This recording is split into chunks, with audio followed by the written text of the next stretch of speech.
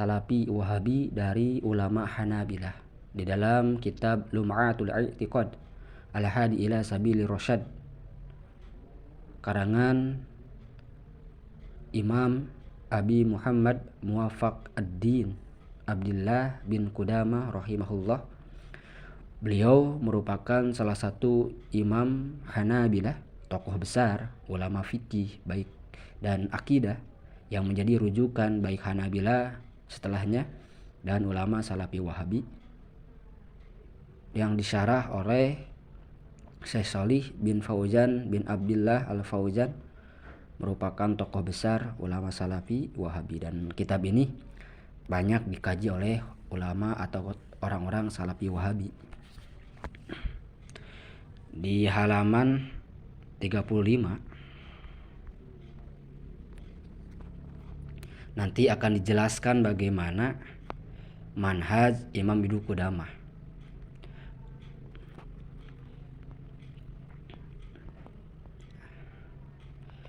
Imam Ibnu Qudamah mengatakan, yang terjemahannya, dan setiap apa yang datang dari Al-Quran atau hadis yang sahih dari Al-Mustafa Sallallahu Alaihi Wasallam dari sifat-sifat Ar-Rahman.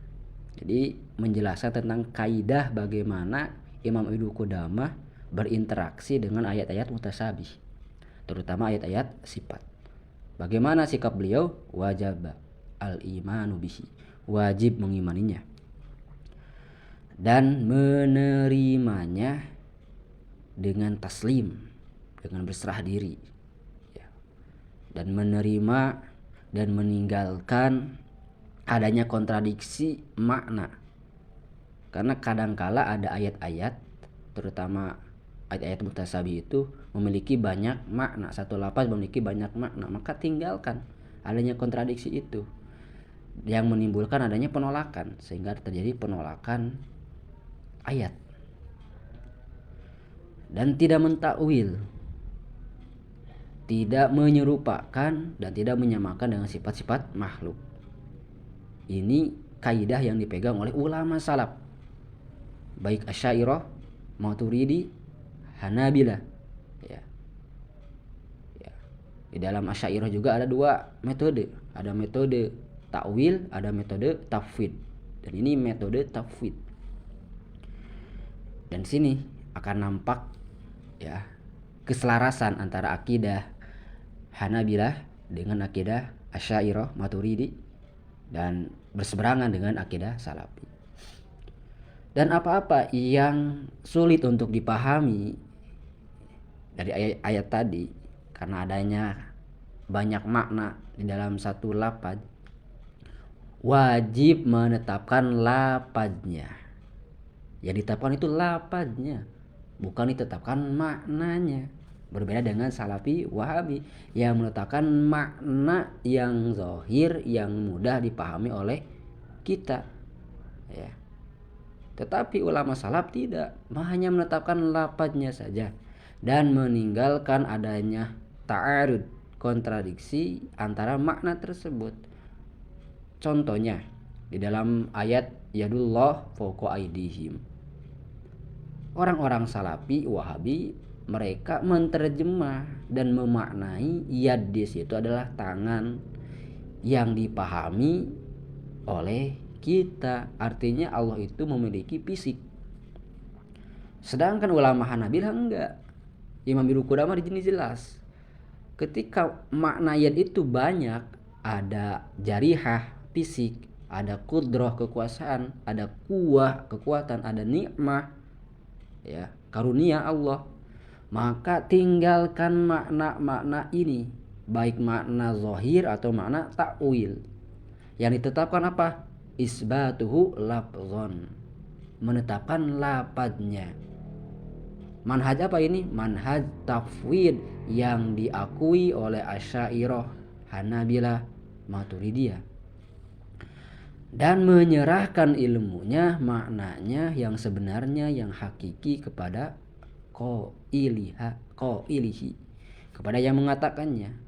Kalau Al-Quran kepada Allah Subhanahu wa Ta'ala, kalau hadis kepada Nabi Muhammad SAW. Di sini ada komentar atau syarah dari Syekh Shalih Al Fauzan yang mana nampak jelas adanya keterputusan sanad. Dan pembagian yang kedua, tidak nampak untuk kita maknanya. Ini kan kaidah yang dipegang oleh Imam Ibnu Qudamah. Ketika berinteraksi dengan ayat-ayat mutasabih, maka ayat itu tidak diketahui maknanya. Maka kita tafwid, menyerahkan maknanya kepada Allah Subhanahu wa ta'ala. Bagaimana komentar Syekh Fauzan? Wa hadza ghalat. Ini keliru. Ini salah. Kenapa? Karena semua nas-nas asma wa sifat semuanya maklum, diketahui maknanya, tidak ada yang mutasyabih. Ini anggapan ulama Salafi Wahabi. Ayat mutasyabih itu diketahui maknanya. Memang ada kesamaan dengan manhaj Asy'ariyah, yaitu manhaj kedua, takwil. Bedanya apa? Kalau Asy'ariyah, makna yang dikandung dari ayat mutasabih itu makna takwil. Kalau yad ya kudroh atau nikmah ya. Kalau Salafi ya jarihah, fisik. Walaupun mereka kalau dikatakan akan ngeles juga, dikatakan fisik, enggak, Allah itu tidak berfisik. Ada juga yang mengatakan berfisik. Tetapi di sini jelas orang-orang Salafi menolak takwil dan memahami maknanya, sedangkan makna yang zahir ya makna fisik. Kenapa orang-orang Salafi Wahabi lebih menolak manhaj Imam Ibnu Qudamah di sini?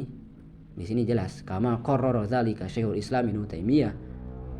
Karena mereka lebih memilih apa yang ditetapkan oleh Syekhul Islam Ibnu Taimiyah. Ya. Jadi siapa sih Imam Salafi Wahabi? Ya Imam Ibnu Taimiyah. Maka anggapan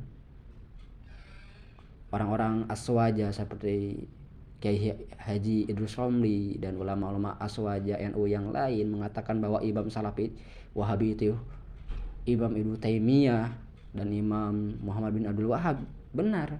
Karena di sini juga di dalam kitab Hanabilah mereka seringkali bertentangan dengan manhaj Imam Ibnu Qudamah. Dengan ulama-ulama Hanabilah yang lain lebih memilih manhaj Imam Ibnu Taimiyah, sehingga di sini jelas adanya keterputusan sanad akidah dari ulama Hanabilah, yang mana ulama Hanabilah merupakan salah satu ulama yang berpegang teguh terhadap manhaj ulama salaf.